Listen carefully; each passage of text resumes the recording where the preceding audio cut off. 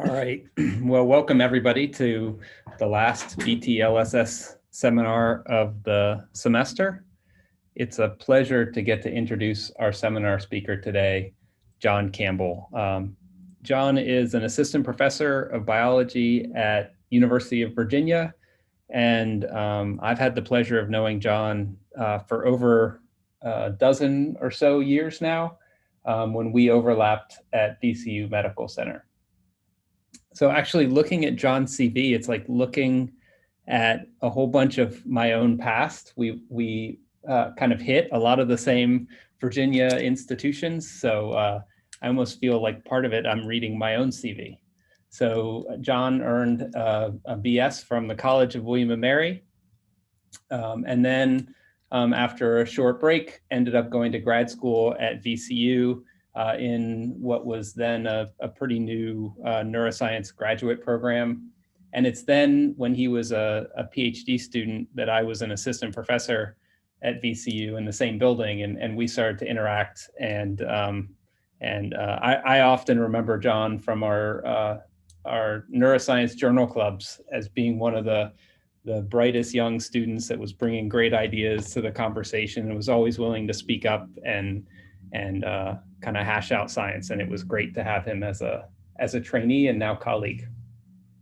When he was at VCU, John worked mostly in rodent models, looking at synaptic and dendritic spine changes following trauma.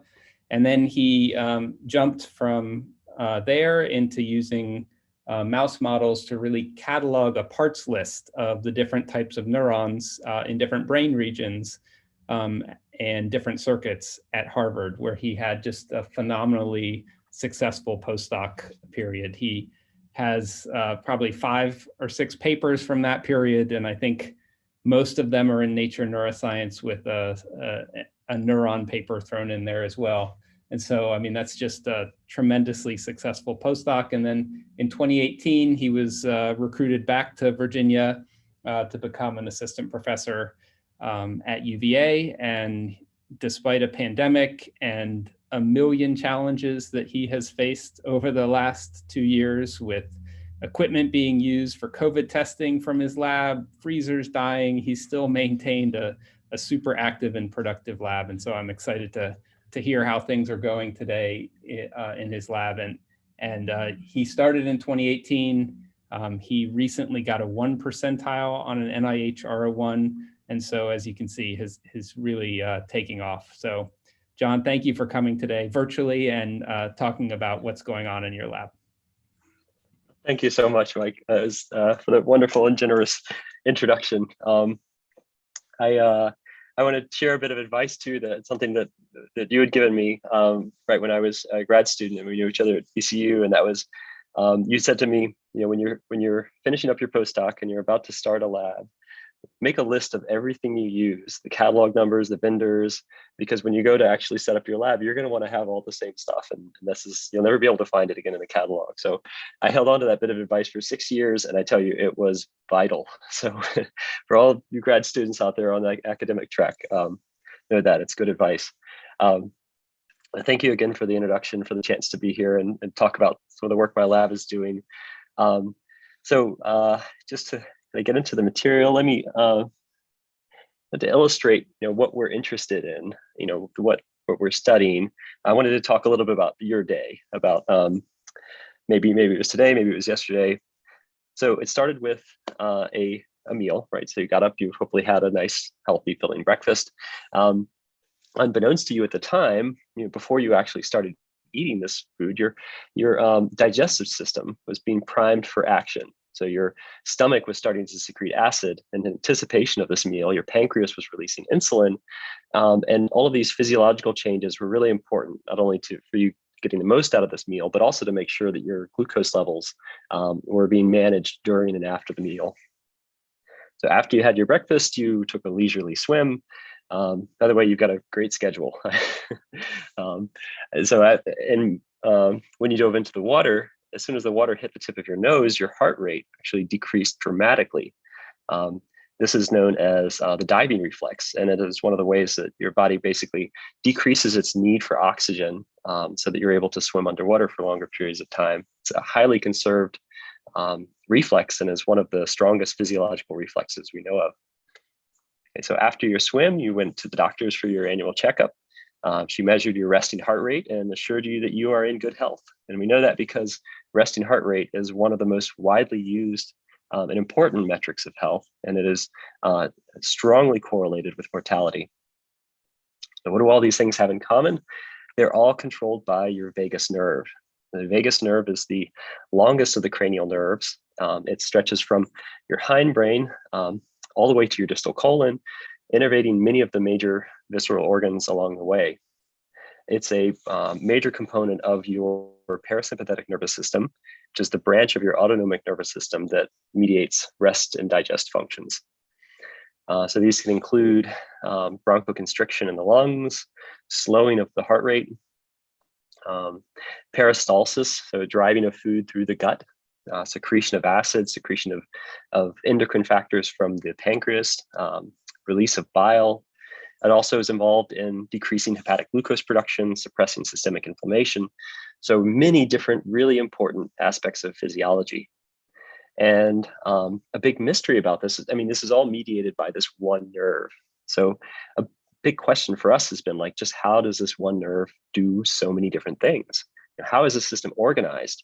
If we could better understand it at a molecular level, we could come up with ways to target these different branches and be able to increase vagal tone to the heart, for instance, in heart disease, which has been shown to improve survival, increase control of peristalsis in diabetes to help to treat gastroparesis, which is a common complication of diabetes.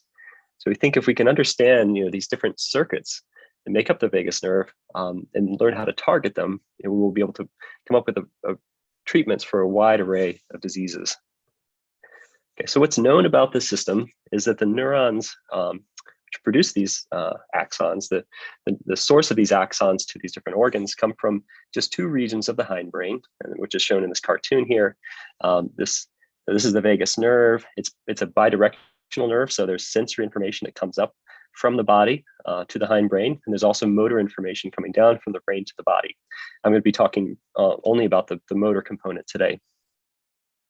So the motor neurons that provide these axons live in just two regions of the hindbrain. There's the dorsal motor nucleus of the vagus, shown here in blue, and this is the major parasympathetic input to your gut, controlling your digestive system. And there's the nucleus ambiguous, which is shown here. So this provides parasympathetic input to your heart and lungs, but it also contains motor neurons that control esophagus and airway function. Okay, so the big question about this system has been just how is it organized? As I mentioned before, it's this one nerve that does all these different things, mediates all these different functions. How are these functions organized? Is there, perhaps a single type of neuron within these brain regions that maybe connects with multiple organs or maybe connects with individual organs, and that just mediates a general rest and digest program? Or are there genetically distinct subtypes of neurons that each mediate different functions? This has been a really important question because if this is true, if there are genetically distinct neuron types, then that allows us to separately target these circuits to learn more about how they function, how they're normally controlled. But this has been an outstanding question for decades. There's a lot of anatomical evidence, however, suggesting that the latter is true, that there are distinct subtypes of neurons within these brain regions, the DMB and the nucleus ambiguous, that control different functions. And some of this dates back to the early 1980s from pioneering work by Fox and Pauli, where they labeled different populations of neurons within the DMB by applying a retrograde dye to different branches of the vagus nerve. So the vagus nerve comes down from the hindbrain, branches extensively on its way through the body. They applied a retrograde dye to these different branches and found that dye would label different neurons within the DMB, as shown here. So this is was done in rats. This is a cartoon showing you the DMB up here. This is what it looks like if you retrogradely label all DMB neurons. But if you label the accessory branch of the vagus nerve or the gastric branch of the vagus nerve or the celiac branch of the vagus nerve, you actually see different populations of neurons are labeled, suggesting that these different neurons may innervate different organs through these branches and therefore have different functions. Later studies tried to get a handle on these so-called functional units by looking at potential markers that could be used to discriminate the functional units. So in this study, for instance, the authors retrogradely labeled DMV neurons that project to the stomach by injecting a retrograde dye, choleratoxin beta, into the stomach, and it labels the neurons here in blue. And then they used an antibody for tyrosine hydroxylase to see whether those stomach projecting DMV neurons also express this tyrosine hydroxylase or TH. And what they found was a lot of colocalization, suggesting that stomach projecting DMV neurons tend to express TH. Now, this wasn't, we knew at the time this wasn't specific enough of a marker because there seemed to be multiple populations of DMV neurons that project to the stomach, potentially at least 3, one of which mediates acid secretion, and other populations which antagonistically control gastric motility. So as shown in this 2016 review image, they're thought to be these 2 parallel circuits from the DMV to the stomach, one of which acts on cholinergic neurons in the stomach that mediate contraction of the stomach muscle, and then another population of inhibitory neurons called NANC neurons, that's short for non-adrenergic, non-cholinergic neurons that are thought to mediate relaxation of stomach muscle. So there seem to be at least multiple populations of DMV neurons that project to the stomach that have opposite effects on stomach function. Okay, so our big questions are, again, how does this one nerve, the vagus nerve, do so many different things? Are there really these functional units? And if there are, how do we identify them? And how do we get access to study them? And next, how can we target them? If we understand them at a cellular and molecular level, can we use that knowledge to come up with new treatments for cardiovascular, metabolic, and immune diseases? Okay, so our approach has been to start by identifying cell types in an unbiased, systematic way. So we use a method called single-cell RNA sequencing, which is a way of classifying cells based on their gene expression. And we've applied it to these 2 brain regions, the dorsal motor nucleus of the vagus and the nucleus ambiguous, to see if there are different cell types within these regions. So the way this works is we start with a heterogeneous piece of tissue, like the DMV of the nucleus ambiguous. We break it up into single cells or cell nuclei, and then we profile all of the RNA contained within those single cells and use that information to identify cell types, cells that express the same gene expression profile. We can then compare those cells, their cell types, to find genes that are specifically expressed in each cell type, which is illustrated here with this histogram. So if we were interested in this yellow looking cell right here, and we wanted to know more about it, we could take advantage of the fact that only this cell expresses gene A, and that gene A is not expressed by any of the surrounding cells. We can use this as a way to specifically access the cell type and learn about its function. So we can, for instance, make a mutant mouse line where we've inserted a DNA recombinase, Crh, into the gene A locus. So this means that every cell in the mouse's body that normally expresses gene A will now express this DNA recombinase Crh. Now, Crh we can use as basically a light switch for turning on or turning off the expression of other genes. So we can say, apply Crh-dependent fluorescent proteins that will be only expressed in the cells that express gene A, and we can use that to fluorescently label these cells and to see where their axons go, which organs do they innervate. We can also use this kind of targeting to express optogenetics tools that allow us to turn on or turn off the activity of a defined neuron population using light. And we can measure the effects then on things like insulin levels in the blood and gastric motility and hepatic glucose production. Okay, so we've taken this approach and we've applied it to these vagal motor neurons to understand, are there different subtypes and how are they different from each other? And the way we did it, so we used mouse models for this. We started with a Crh expressing mouse line called chat Crh. So in this mouse line, Crh recombinase is expressed in all cells that express chat, which is a marker for cholinergic neurons. We injected into the hindbrain a viral vector that would Crh dependently express a nuclear localized fluorescent protein, H2BM cherry. And so this is what the tissue looks like afterwards. This is the nucleus ambiguous here. And what you're seeing, this white signal is actually the fluorescent protein. And so we dissected out the tissue from these brains. We punched out the regions we were interested in, the nucleus ambiguous and the DMV.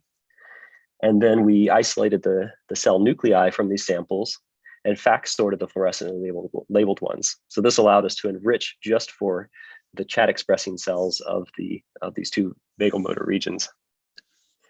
We then took the single cell nuclei and we reverse transcribed their mature poly-DT RNAs into complementary DNA, and then PCR amplified that to sufficient levels for sequencing. We then sequenced it with next-gen sequencing and analyzed the data. So the first thing we do in the analysis is we look for genes that vary highly across our data set. And the reason we're interested in those in particular is because they will help us to tell one cell type apart from another. So we focus on, say, about 2,000 of these highly variable genes in the data set. And what you're looking at here is just a plot of some of those genes where we've plotted the average expression level of the gene against a standardized variance. So these genes that are up here, these outliers, are genes that are varying much more than you would expect based on their expression level. And so we focus on these highly variable genes. Now we have a 2,000 dimension data set, 2,000 different highly variable genes. We use dimensionality reduction methods, including principal component analysis and clustering with UMAP in order to collapse these high dimensional data sets down to a two-dimensional space where we can visualize cells and their relationships to each other. So what we end up with is a plot that looks like this. This is a UMAP plot. Each dot represents a different cell, and it's grouped in space and colored according to similarity of its gene expression profile with the other cells. So this cluster up here, for instance, is a group of cells that had basically the same gene expression profile, but which is different from the gene expression profile of these cells in this cluster here. Okay, so this is what I'm showing you here is 542 single cell RNA-seq samples that came from the nucleus ambiguous and the DMV. Okay, so the first thing I wanted to know is, what's really driving this clustering pattern that we see? Are there truly differences in gene expression that distinguish these different clusters of cells? So I compared their gene expression and saw that indeed they differed to a large extent in their gene expression profile. So what you're seeing here, this is a heat map of top cluster markers. So these are genes that are enriched in each cluster relative to the other clusters. Each row is a different gene, and each column is a different single cell sample, and they've been binned by cluster. So all the cells that are in cluster 1 are in this first bin here. And the genes that you see, the first 10 genes are the genes that were most enriched in cluster 1 relative to the other clusters. So what you're seeing is these blocks of yellow. These are genes that are highly enriched, highly expressed in each cluster relative to the others, and really a surprising level of diversity for these cholinergic motor neurons. So I was kind of expecting to see that they were largely the same in terms of their gene expression profile, because maybe I didn't really appreciate how functionally different they are and how specialized they might need to be in order to serve those different functions. So some of the genes also tell us about where the neurons came from. So by comparing our data to published mRNA in situ data from the Allen Brain Institute, we were able to localize these different cells to different brain regions. What you're looking at here, these are in situ data from the Allen Brain Atlas, where they've stained for different genes that we found in our data set. This area that you see encircled, this is the DMV. And here you can see that genes like ADCYAP1, FOX2B, and CHAT are all expressed within the DMV and less by surrounding regions. And so using this information, we were able to confirm the anatomical origins of the cells in our data set and put some labels on our UMAP plot. So we could confirm these clusters came from the DMV, these clusters came from the nucleus ambiguous, and these clusters here actually came from a region adjacent to the nucleus ambiguous that happens to express CHAT. So this is a region that's called PICO. It's involved in respiratory rhythms. And we just happened to get them as an artifact of dissection because they express the gene that we were using to select cells. So not going to spend more time talking about them today, but just wanted to point them out. We were able to tell that some of our cells did not come from our targeted regions. Okay, another thing we can do once we have these differential expression analysis is we can find genes that are specific to each cluster in our data set. What I'm showing you here is a dot plot. So each row is a different cluster from this UMAP. I've annotated it based on the region it came from, as well as a candidate marker gene. Each column is a different gene, and what you're seeing represented is these dots. So the size of the dot tells you the percentage of cells within that cluster in which the gene was detected. The color of the dot tells you the average expression level in log scale. So what you can see is that many of these genes were really only expressed by single clusters. I point your attention to two of them that we're going to tell you about more in a second, which is protonorphin. So this is a DMB subtype of neuron that expresses a gene called protonorphin, and CCK is another DMB subtype. Okay, so so far what I've shown you is that our single cell RNA-seq analysis of vagal motor neurons identified 10 molecularly distinct subtypes. But the questions now are, where are these subtypes located? I showed you that they're, some are in the DMV, some are in the nucleus ambiguous, but where specifically, because those regions are anatomically complex. Do they innervate different organs? It's the big question. Is that how the system is organized, that you have different molecularly defined neuron types that actually connect with different organs? And do they play different roles in physiology? So are these the functional units that have been hypothesized for decades? Okay, so I'm going to now, the rest of the talk is going to be broken into two parts. First part is I'm going to tell you about our studies on the DMB neuron subtypes. Okay, so just to remind you, this is a kind of a cartoon of the DMB. The DMB connects mostly with your gastrointestinal system. So it connects with your stomach, pancreas, liver, and intestine, and has different kinds of functions there, including gastric motility, endocrine functions, hepatic gluconeogenesis, and suppresses inflammation. And these are the 7 subtypes of DMB neurons we found in our analysis.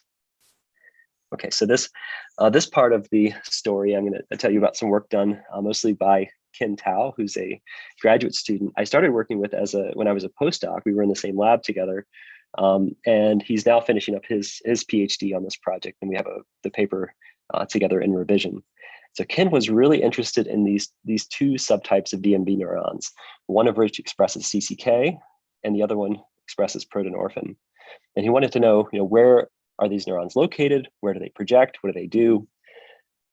And so to find out where they're located, he decided to stain for them using fluorescence in situ hybridization. And so what I'm showing you here is in the rostral part of the DMB. He's labeled all DMB neurons using fluorogold. It's this peripherally injected retrograde dye that gets taken up by all neurons that project outside the blood-brain barrier, including all DMB neurons. And he's labeled CCK and protonorphin mRNA transcripts using fluorescence in situ hybridization. So what you can see here in these rostral sections of the DMB is that there are some CCK expressing neurons, but there really aren't many at all protonorphin expressing neurons. However, when he looked a little further back in the DMB, so in like the intermediate levels, now he could see that there are some protonorphin neurons, and they seem to be located very medially, but there aren't as many CCK neurons. Interestingly, they seem to have occupied different subregions of the DMB. As he went even further back in the DMB at the caudal end, again, he saw some protonorphin neurons, but he didn't see any CCK neurons.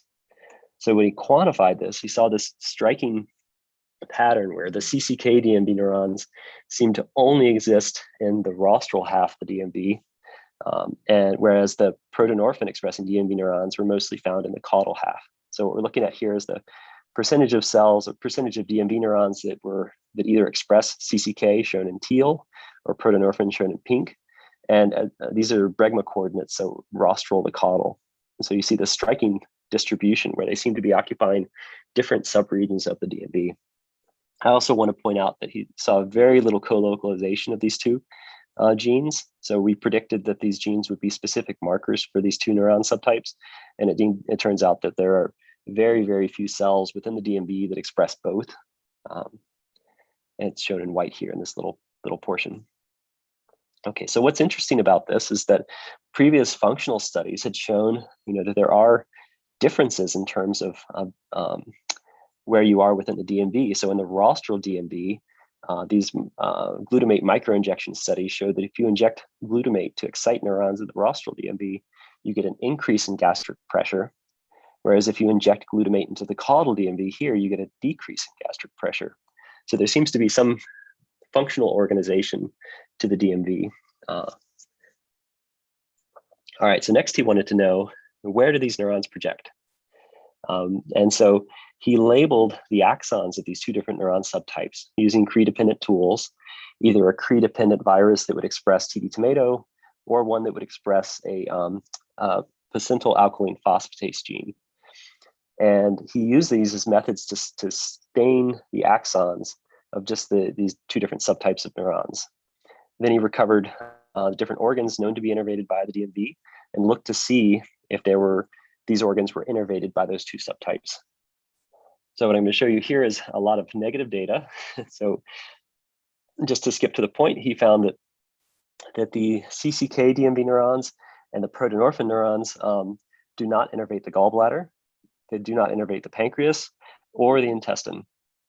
But when he labeled all DMB neurons, he could see fibers from the DMB, could see axons from the DMB innervating these different organs. It's just that when he labeled the axons of just the CCK or protonorphin subtypes, he didn't see any innervation of these organs. So the conclusion was the CCK and protonorphin DMB neurons do not innervate the gallbladder, pancreas, or intestine. So where do they innervate? I can rule out these organs. And when he looked in the stomach, on the other hand, he did see innervation of the stomach by these two different subtypes. So this is a flat mount image of the muscular layer of the stomach. And what you can see is that if he labels all DMB neurons using a Chat-Crh, you see these heavy innervation of the muscular layer of the stomach that's pretty much throughout the stomach layer. Interestingly, when he labeled just the axons of the protonorphin or CCK DMB neurons, he saw that they both project only to this part of the stomach, which is the glandular part of the stomach. So just to rule out that this wasn't some artifact of the method he was using, he showed the same thing using a different approach. So this was a fluorescent protein TD tomato that he used to label the axons. Over here, he used a placental alkaline phosphatase and a chromogenic reaction that would stain the axons blue. So it looked very similar to what he saw with the fluorescent method. If he labeled all DMB axons, he saw labeling throughout the muscular layer of the stomach. If he labeled just the protonorphin or CCK, he saw no axons in this part of the stomach, but lots of axons within the glandular part of the stomach. Okay, so that was interesting. We have these two different subtypes that are found in different parts of the DMB, express different markers, but they both project to the same part of the stomach. Are they targeting the same neurons or not? So to find out, he used antibodies to label different populations of stomach neurons and asked whether these populations are receiving input from both DMB populations or one or the other. So what I'm showing you here, these are the two different Crh lines he used to target the protonorphin or CCK DMB neurons. He labeled their axons with a TD tomato expressing virus, and then he used an antibody, in this case, for NOS1. So NOS1 marks inhibitory enteric neurons, those that express nitric oxide. And what he found, really strikingly, is that these protonorphin DMB neurons form these pericellular arborizations. So their axons just seem to wrap around selectively around the neurons that were marked by the NOS1 antibody. So you can see it here that these axons just seem to find these NOS1 neurons and just form these, wrap them in these pericellular arborizations. When he looked, however, at CCK, he found that the CCK DMB neurons seem to avoid the NOS1 neurons. They form pericellular arborizations, but not around neurons that were labeled by the NOS1 antibody. So here's the quantification. So he found that about 80% of the pericellular arborizations formed by the protonorphin neurons was around NOS1 neurons. Whereas with the CCK, it was just the opposite. Almost 90% of their pericellular arborizations were around neurons that weren't NOS1, so NOS1 negative neurons. So when he labeled a different stomach population, he saw the opposite pattern. So in this case, he used a transgenic reporter to label cholinergic enteric neurons, which tend to have excitatory effects on the effector cells. And what he found was just the opposite of what he saw with NOS1. So in this case, when he looked at the cholinergic enteric neurons, he found that protonorphin DMB neurons seemed to avoid them, forming pericellular arborizations around other neurons, whereas CCK DMB neurons seemed to selectively target the cholinergic enteric neurons. So it was just the inverse of what we saw with NOS1. We saw that the protonorphin DMB neurons mostly avoid the cholinergic enteric neurons, whereas the CCK DMB neurons selectively target them. So the reason we got so excited about this is because of this, the model in the literature right now is that they have these parallel pathways from the DMB to the stomach, and that one of these circuits is thought to connect with cholinergic enteric neurons to regulate gastric contraction, whereas the other circuit is thought to connect with inhibitory enteric neurons, potentially the NOS1 neurons, to mediate gastric relaxation. And so we think based on this, we've identified the upstream neurons now that form these circuits, and that showed that they connect with these functionally antagonistic enteric neurons. And now we want to know what that means for stomach function. So we think this sheds some light on the question about how the system is organized, whether it's one subtype of neuron that mediates all these different functions, or whether there are genetically defined circuits between the brainstem and these organs. And we think our data so far favors this model, where you have these labeled lines of different neuron subtypes in the DMB forming distinct connections to these different organs, and in fact, connecting with different populations of enteric neurons. Okay, so now moving on to the nucleus ambiguous for the second part of the story. So just to remind you, the nucleus ambiguous is another source of these vagal motor fibers. It connects mostly with your thoracic organs. So it provides motor input to your upper airways, as well as to your esophagus to control swallowing.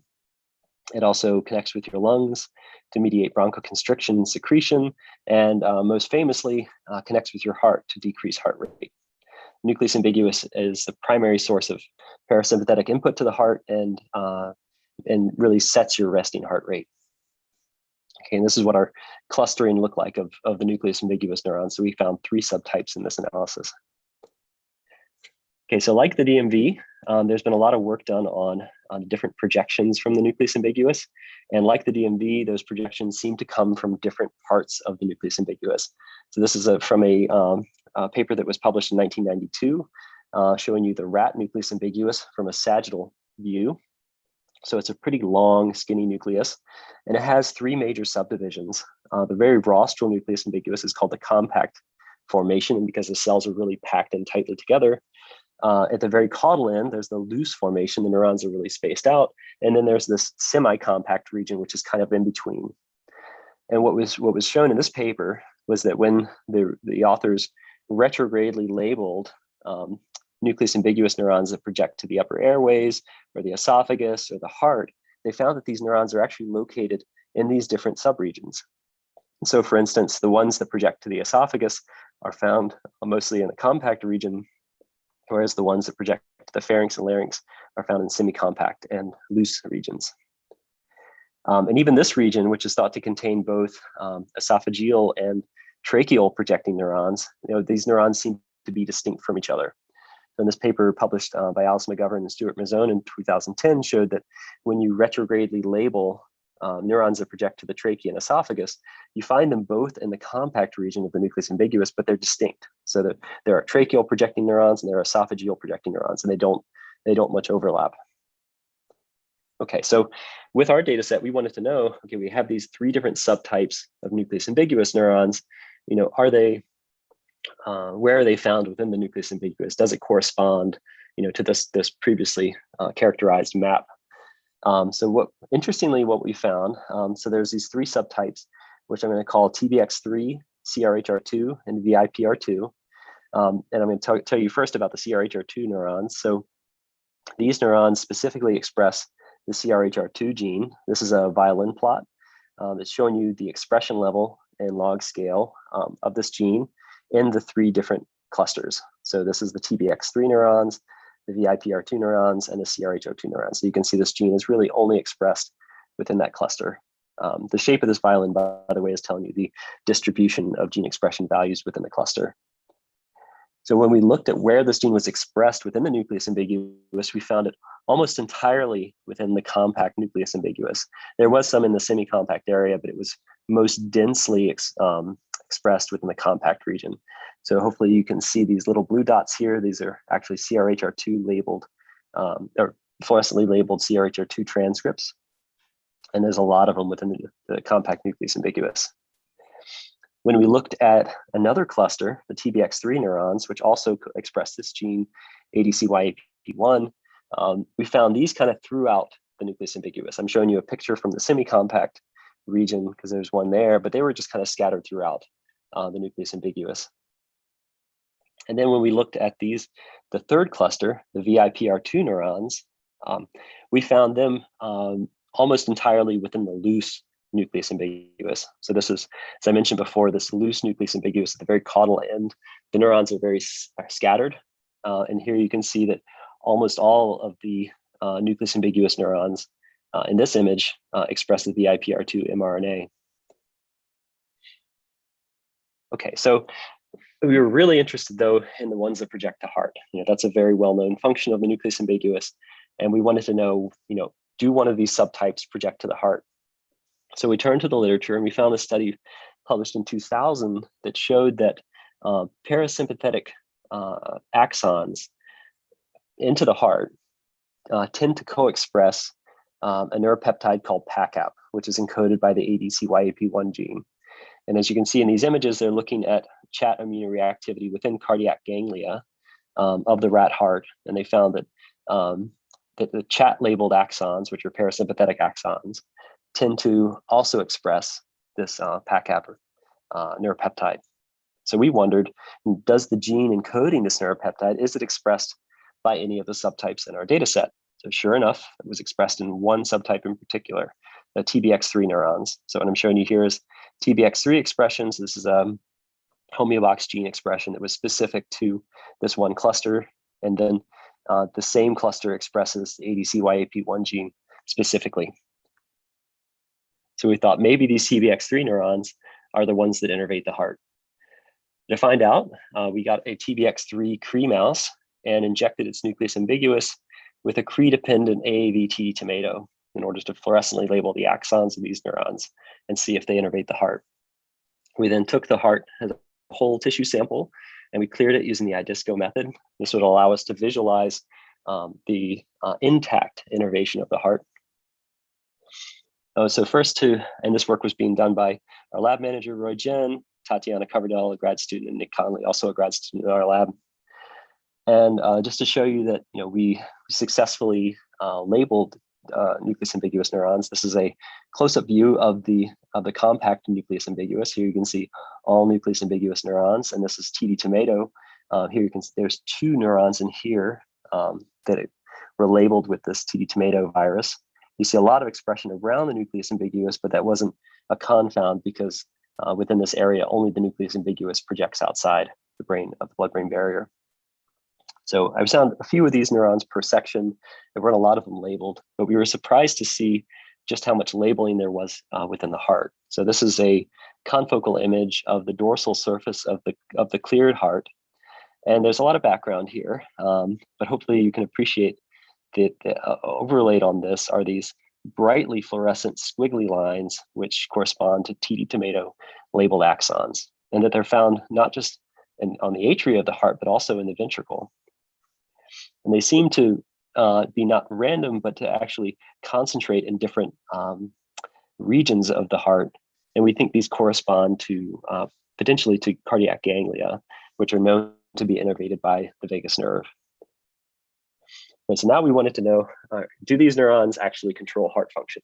To do that, we needed a way to to specifically control their activity. So we used a transgenic reporter mouse called the catch mouse. It was developed by Honghui Zhang's lab.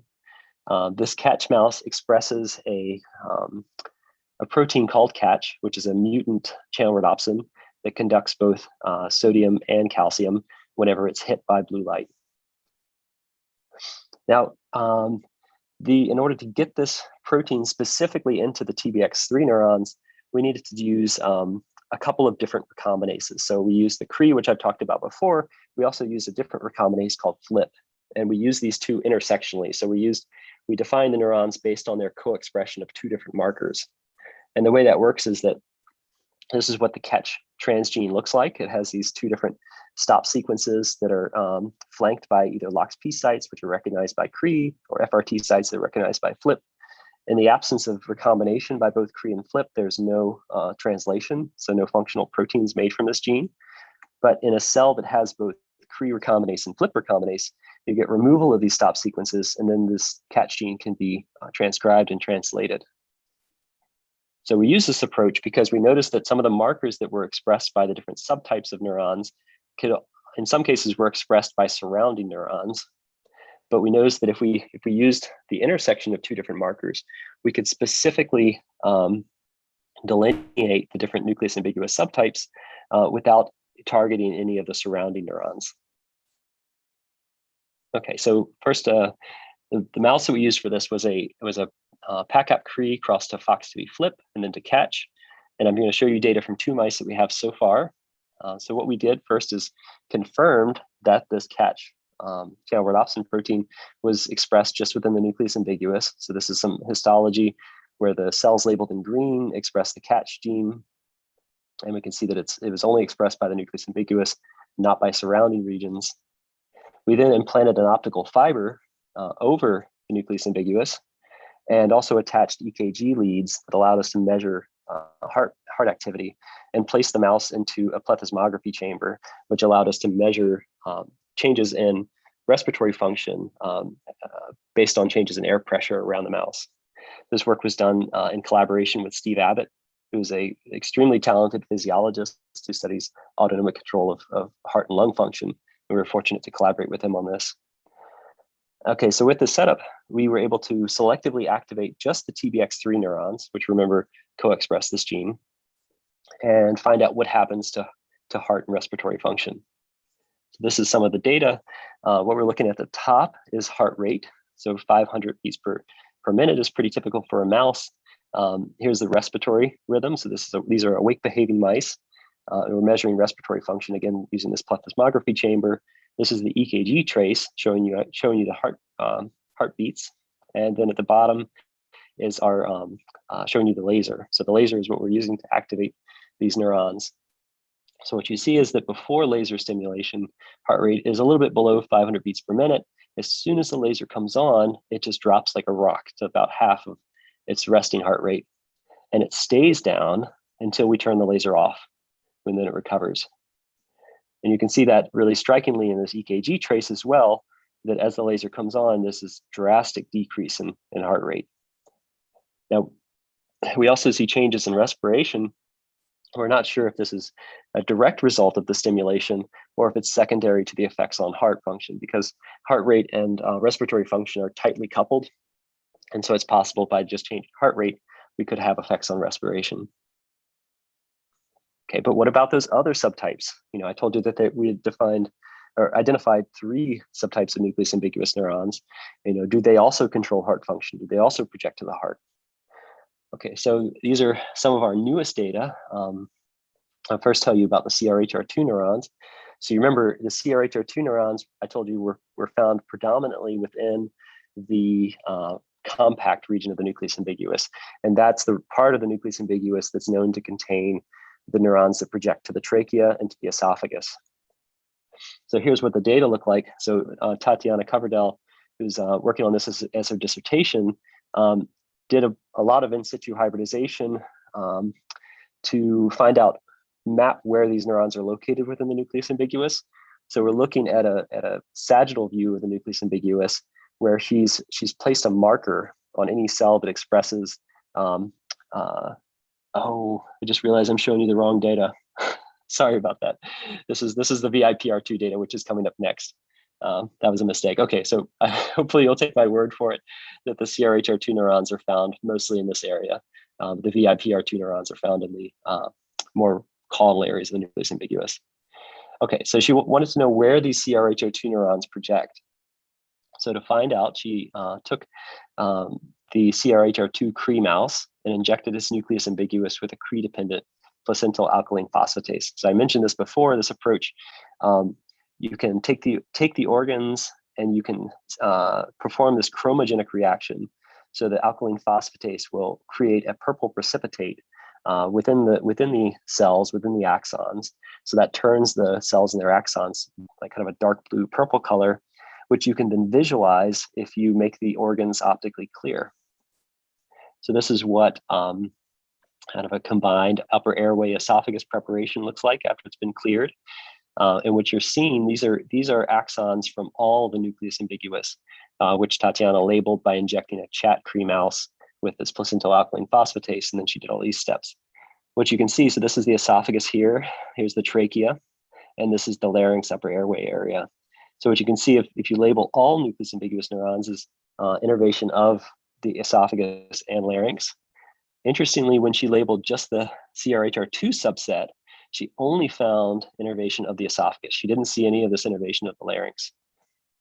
So, these neurons seem to selectively innervate the esophagus. I should mention too, she didn't see any projections to the heart. So we think this is a specific, the esophagus is the only organ that we've looked at, which is targeted by these Crh2 neurons. So if they project to the esophagus, maybe they control swallowing. Well, she looked first at heart rate, and as I mentioned before, these neurons don't project to the heart, and so it wasn't surprising that when she activated them, she didn't see any change in heart rate. If anything, she saw maybe a slight increase, and there is known to be a relationship between swallowing and heart rate, but the mechanism for it is not well understood. But she did see, if anything, a slight increase in heart rate whenever she activated these neurons using the same approach I described for you in the previous slide. So they don't seem to control heart rate, but they project to the esophagus. Maybe they control swallowing. So to find out, she exposed the esophagus of these mice and put the laser, the optical fiber, directly over the esophagus, and then recorded it to see if there were changes in its muscular activity, if there were contractions. So what you're going to see here is this laser will come on in a few seconds, and you'll be able to see these contractions that happen with each pulse of laser light. She's also done this where she's placed a balloon inside the esophagus in order to record changes in pressure, and she's seen evidence that the esophagus is being contracted, with each pulse of laser, indicating that these neurons, these Crh2 nucleus ambiguous neurons, are capable of contracting the esophagus. Okay, so that was the Crh2 neurons. I'm now going to tell you about the last subtype in our analysis, which express a gene called Vipr2. So these Vipr2 neurons, again, she activated them using the catch optogenetics, and what she found was, like the Crh2, when she activated them, she saw little to no change in heart rate. So these are different frequencies of laser stimulation, and you can see that there is just really no change in heart rate when she activated them. So she looked also at where they projected, and it turns out they don't project to the heart, and they don't project to the esophagus. They project specifically to the larynx. So this image here is from she's performed this PLAP reaction after labeling the Vipr2 nucleus ambiguous neurons with PLAP and seeing their axons within a cleared tissue. And you can see that they project to the larynx. She didn't see any projections to the esophagus or to the heart, so they seem to specifically go to the larynx. And when she activated them, she could see what looked like contractions of the larynx. So here, again, is an image. Now she's placed the optical fiber over the larynx, and with each laser pulse, you can see these contractions. So we think these neurons are capable of contracting the upper airways, and so that seems to be specifically their function. Okay, so what I've shown you to sum things up so far is that we've identified these 10 different subtypes of vagal motor neurons based on their gene expression. And from what we can tell so far, they seem to correspond to functional units. We found that, for instance, CCK neurons and protonorphin neurons of the DMV innervate antagonistic populations of enteric neurons. So now we want to know, what does this mean functionally? Do these two different DMV neuron types actually have opposite roles in stomach function? Perhaps the CCK DMV neurons, which are located really rostrally, are the ones that contract the DMV, whereas the protonorphin, which are located more caudally, contract the stomach or relax the stomach. So we want to know, do they actually have these opposite roles in stomach function? I also showed you the evidence that TBX3 nucleus ambiguous neurons selectively innervate the heart, and that they suppress heart rate. So when we activate these neurons, we see heart rate decrease by about 50%. Are they necessary for resting heart rate and cardiac reflexes? So previous studies have shown that if you cut the vagus nerve, heart rate can almost double. So the vagus is necessary for maintaining resting heart rate. Are these neurons the ones responsible? And do they also mediate important cardiac reflexes? So I talked about in the beginning about the diving reflex, the fact that if cold water hits your nose, your heart rate decreases. That is a really powerful autonomic reflex. There's also the baro reflex. So when your blood pressure increases, your heart rate compensatorily decreases. Are these neurons responsible for that? And finally, the Crh2 neurons, the ones that specifically innervate the esophagus. We've shown that when you activate these neurons, it causes contractions of the esophagus. So they seem to mediate swallowing. But what happens to them, during swallowing?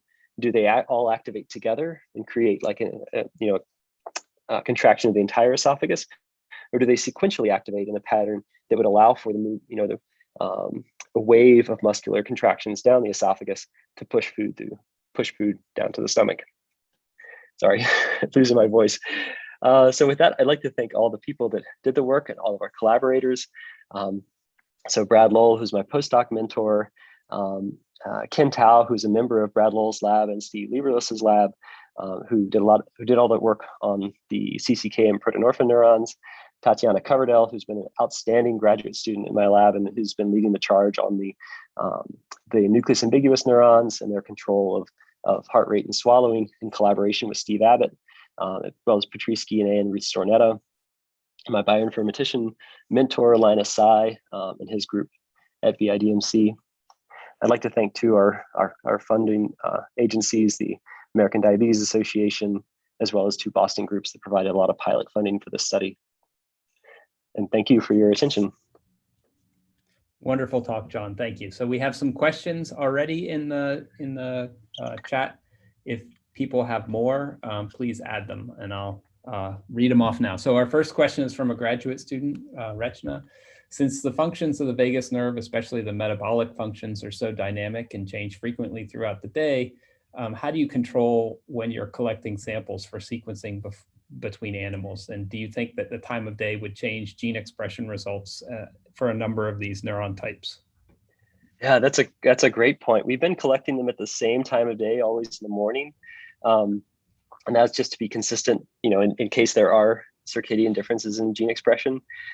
We know, for instance, that there is circadian rhythmicity to some of the functions of the vagus. For instance, in heart rate, there's a circadian pattern to that. So I would imagine that these neurons are under circadian control at different times of day. They may have different activity patterns that could affect their gene expression. That's something we haven't studied yet, but that would be really a fascinating direction to go. Our next question is from Silke. Great talk. Maybe I missed it, but what is the function of the specificity genes that are specific to each of these neuronal classes, and how do they change neuronal function? Yes, so that's a great point. So we use a lot of these genes as kind of handles to access and control these neurons, but they're not just there for that reason. They're there because they encode something that these neurons need, right?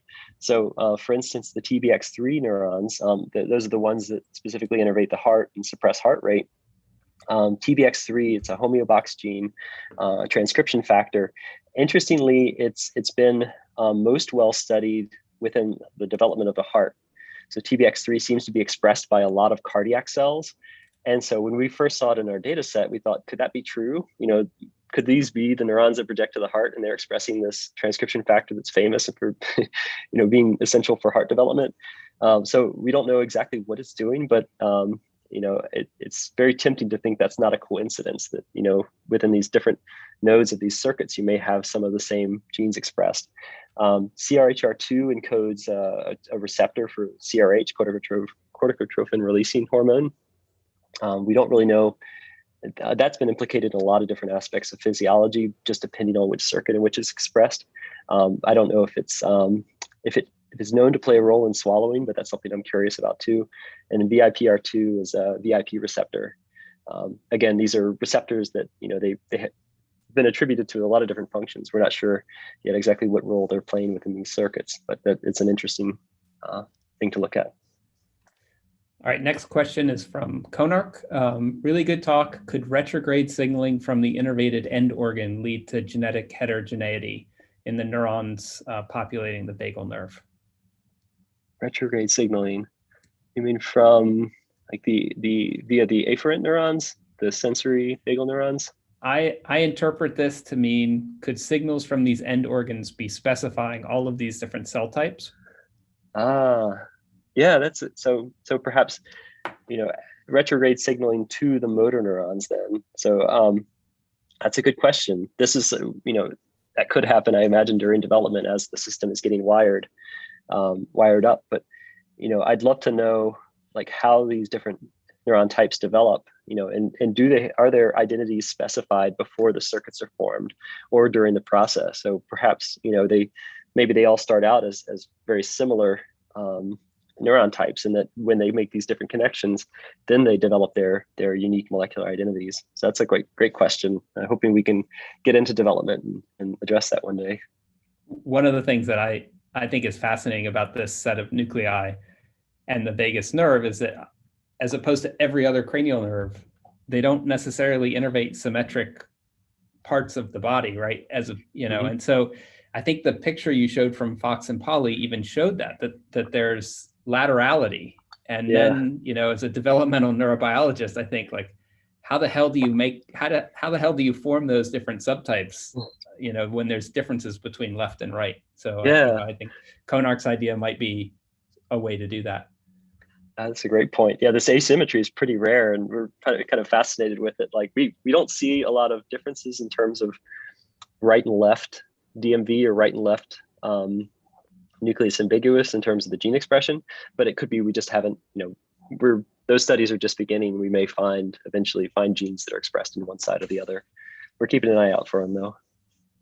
All right, the next question is from Becca. Great talk. Would you expect that DMV neurons, and specifically the subtypes that track to the intestine, be altered in mouse models of intestinal inflammation disease, IBS, Crohn's disease, celiac disease?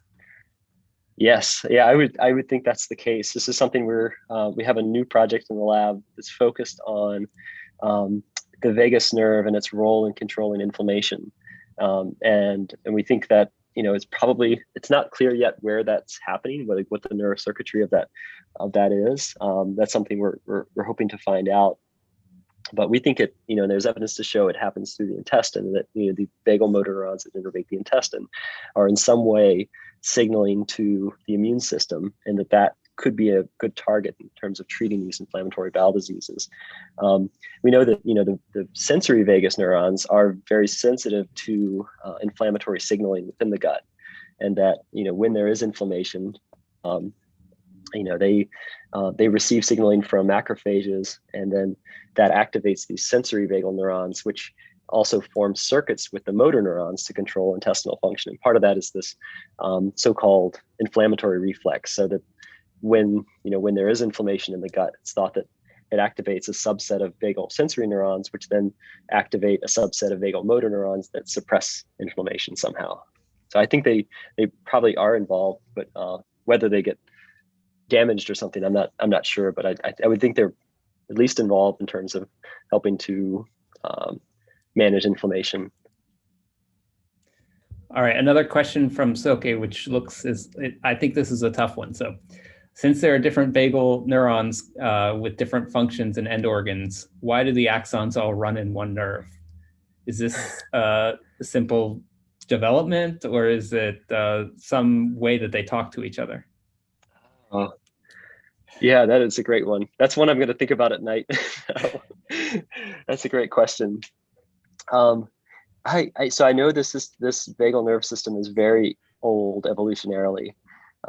You can find a surprising amount of conservation in terms of the molecules that make it up, even in very ancient vertebrates like lamprey. So it seems like it's an evolutionary, very old system, and it makes me wonder if perhaps early in the evolution it maybe just did one thing, and then over time it's kind of picked up these other functions. But I don't really know. That speculation is the best I've got. It's a fantastic question.